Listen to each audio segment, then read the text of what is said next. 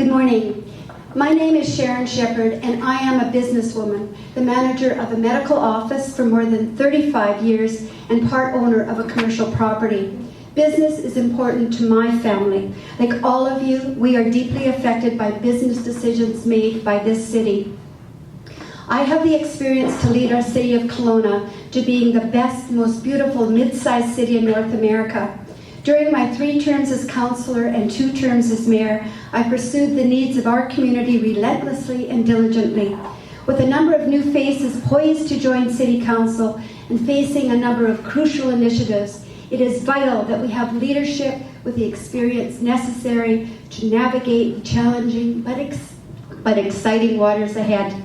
In 2009, during my final term as mayor, Kelowna was recognized as one of the top 10 BC investment places in BC. We had the 4th lowest business tax rate in communities over 50,000. 1 year later, Kelowna had the lowest business tax rate in municipalities over 75,000 in BC. I repeat, the lowest tax rate for business in the province. I intend to continue this trend if elected. Similarly, I intend to focus on reducing regulatory barriers, reviewing business property tax policies, improve training of frontline staff, continued attraction of small business, improving city communication, and attracting investment.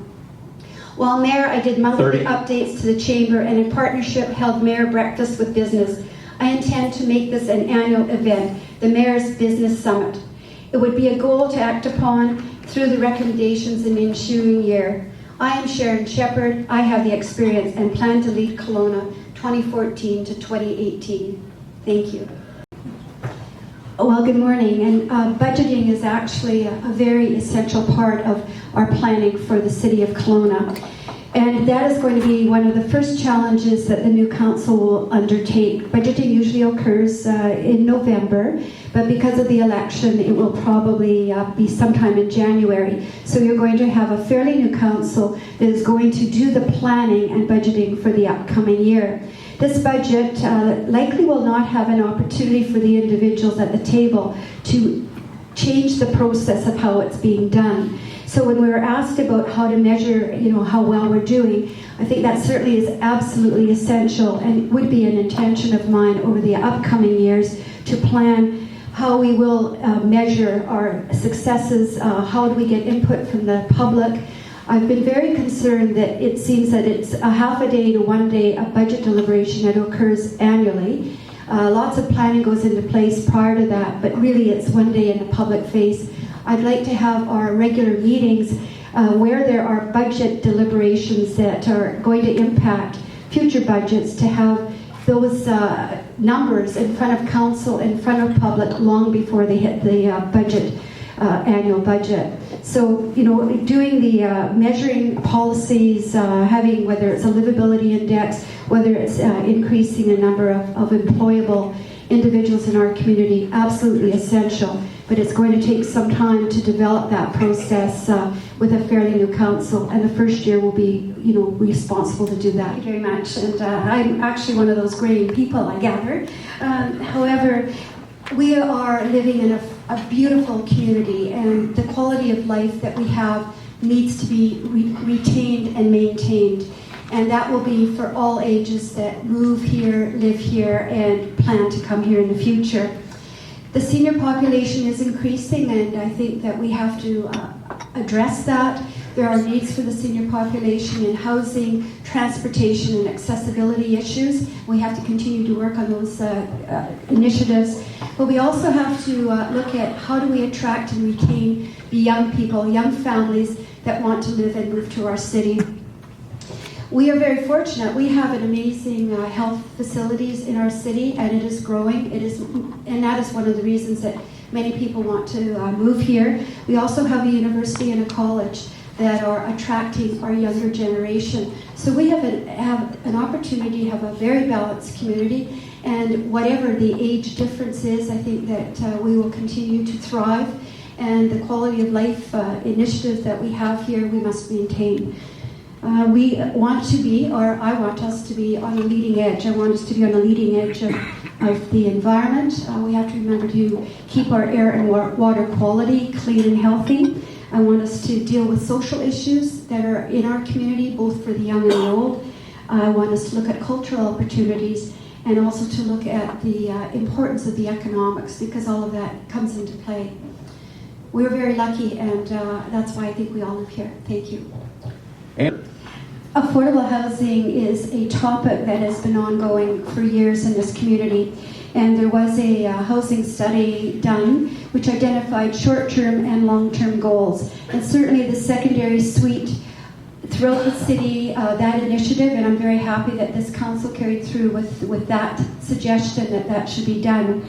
But that is only a small piece of the needs in our city.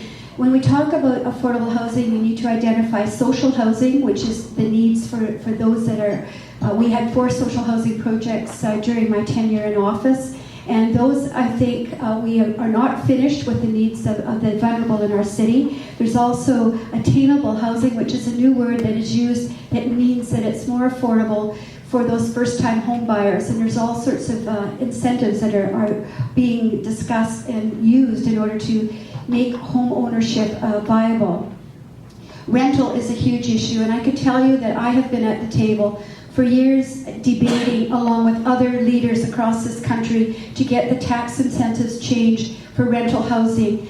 Years ago, there was ample rental housing in communities, and then the federal government changed the tax incentive laws. And so municipalities have been lobbying to get that changed back to encourage developers to go ahead and move forward with rental housing. It's really important to also, when we do affordable housing, to make sure that the housing that we put into place and encourage is also accessible. We don't have enough accessible housing. That also allows playground for families and children to live there, that they're safe, that the environment is, that they're close to schools and shopping. So lots to do with affordable housing. Plans are in place, and certainly the next upcoming mayor and council will have to be dealing with that issue and should review what's already been done and what still needs to be done. Thank you. As far as the budget deliberation process, certainly in the past, there has been, from my recollection, no direct dialogue with the chamber during the budget planning process. Should that be improved? Absolutely. Actually, the budget deliberations start in sort of midsummer with the management team looking to our 2030 plan, and they identify the projects that are in a long list that have been identified where the allocations of the money should be put.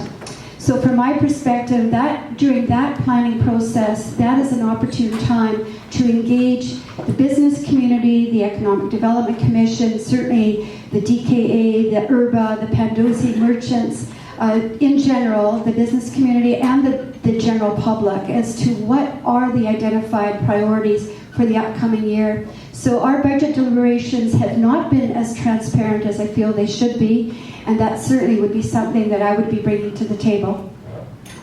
This actually, the issue of whether business should have a vote has been at UBCM, so that's the municipalities of BC, has come forward nearly every year when I attended that convention, and it was deliberated, debated, and turned down at every, people go forward and give their pros and cons. From my perspective, and I did have a business owner recently ask me about this, from my perspective, if a business owner is a non-resident in this community, they have the ability, if they are a single owner of a property, to still have a vote, but they have to go through a process in order to have their vote acknowledged. If you are a corporation, and that is the question, should a corporation have a vote? And from all of the discussion and deliberation, it would be really hard to identify, is a corporation worth more than a single individual? And the deliberations in the past have always said no. But single business owners, absolutely, if you're non-resident, you own property in this city, you should have a vote, and you do have the ability to have that vote. Attracting and retaining skilled labor and talent is a global problem, and we are not immune. With so many options available in a fluid marketplace, we must become creative and competitive as we compete against other communities. I intend to work with local stakeholders in our academic and business communities at improving methods for attracting talent and encouraging entrepreneurship. We could become known in the technology world by hosting a hackathon event. We must work together on promoting Kelowna across this country and abroad. However, my vision of Kelowna extends beyond improving processes and relationships. If we are to retain top talent, skilled labor, and increased investment, we must also focus on creating a high quality of life for all residents by investing in our community. I will lead a number of initiatives over the next 4 years, such as continued revitalization of downtown and city park, the development of the various town centres, the protection of our lakefront, the continued success of our business community, the growth of our technology sector, and the importance of our air and water quality. The better Kelowna becomes, the easier it will be to attract and retain the needed human resources. Finally, we must recognize that our economy is not independent, but a member of the larger family of Valley municipalities. Success in Kelowna means success for the Valley and vice versa.